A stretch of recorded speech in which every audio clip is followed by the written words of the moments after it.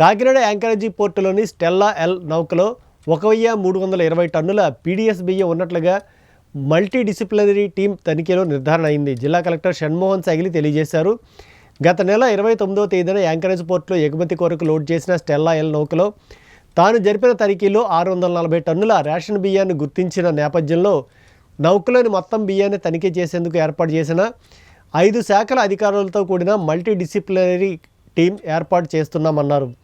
ఈ team Stella L నౌకలోని మొత్తం 4000 టన్నుల బియ్యాన్ని 12 గంటల పాటు తనిఖీ చేసి నమూనాలు సేకరించిందని, ఈ నమూనాలను ల్యాబ్లో పరీక్షల్లో నౌకలో 3వ కంపార్ట్మెంట్లో ముందు గుర్తించిన 640 పీడీఎస్ బియ్యంతో పాటు మరో 680 టన్నుల పీడీఎస్ బియ్యం ఉన్నట్లు నిర్ధారణ అయిందని తెలిపారు. So today press meet పెట్టడానికి agenda is lot of days నుంచి you have seen ఈ పీడీఎస్ రైస్ మన కాకినాడ పోర్ట్ నుంచి ఇల్లీగల్లీ బయట దేశాలకు వెళ్తుందని మనం with the support of honourable CM and honourable deputy CM and minister for civil supplies ఒక లార్జ్ సర్చ్ ఆపరేషన్ తర్వాత ఒక లార్జ్ నెంబర్ ఆఫ్ టీమ్స్ వేసి మనం రైస్ మిల్స్తో సహా ఎవ్రీ అంటే కంప్లీట్ చైన్లో రైట్ ఫ్రమ్ రైస్ మిల్స్ దగ్గర నుంచి exporter godowns and then ships వరకు మనం ఒక పద్ధతి ప్రకారం చెక్ పోస్ట్ పెట్టి మనం వెరిఫై చేయడం, తర్వాత ఆల్రెడీ ఏదైనా స్టాక్స్ ఉన్నా వాటిని సీజ్ చేయడం జరుగుతుంది.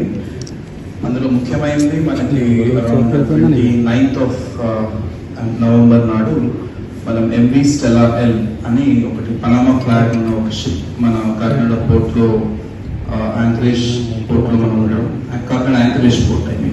అక్కడ దాంట్లో మనకి పైనపేసి నేను విజిట్ చేసినప్పుడు డిస్ట్రిక్ట్ కలెక్టర్ నేను విజిట్ చేసినప్పుడు ఒక 640 టన్స్ ఐడెంటిఫై చేయడం జరిగింది. ఆ తర్వాత 29th డిప్యూటీ చీఫ్ మినిస్టర్ గారు విజిట్ చేసి అక్కడ షిప్ రైస్ ఉందని ఒకసారి మళ్ళీ తర్వాత అంటే కంప్లీట్ విత్ ఆల్ టీమ్స్ మనం ఒక 5 డిపార్ట్మెంట్స్ కస్టమ్స్ ఆ స్పీకర్ ఆఫ్ చేసాను సార్. ఆడియో సరిగ్గా రావట్లేదు సార్, డిస్టర్బెన్స్ వస్తుంది, రావట్లేదు సార్. ఓకే సార్, ఇప్పుడు ఓకే సార్. సో 29th నాడు మనం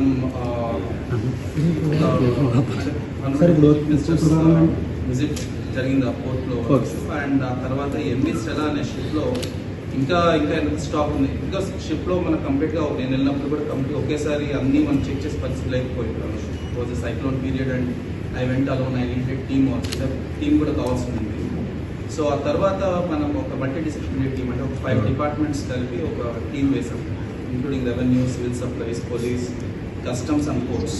ఈ 5 డిపార్ట్మెంట్స్ కలిపి టీమ్ వేసి ఆల్మోస్ట్ 12 గంటల పాటు ఆ షిప్ మొత్తం మనం సర్చ్ చేయడం.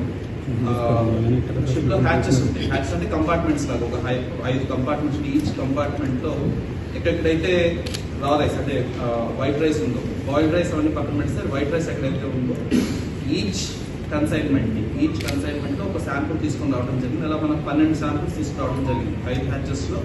ఎక్కడెక్కడైతే మనకి వైట్ రైస్ మొత్తం almost 4000 tons off white rice ship మీద ఉంది. ఆ 4000 టన్స్ సంబంధించి 12 శాంపుల్స్ తీసుకురావడం జరిగింది. సో టెస్ట్ జరిపిన తర్వాత దాన్ని 1-2 సార్లు వెరిఫై చేసుకున్న తర్వాత మొదట అనుకున్న 640 టన్స్కి అదనంగా ఆల్మోస్ట్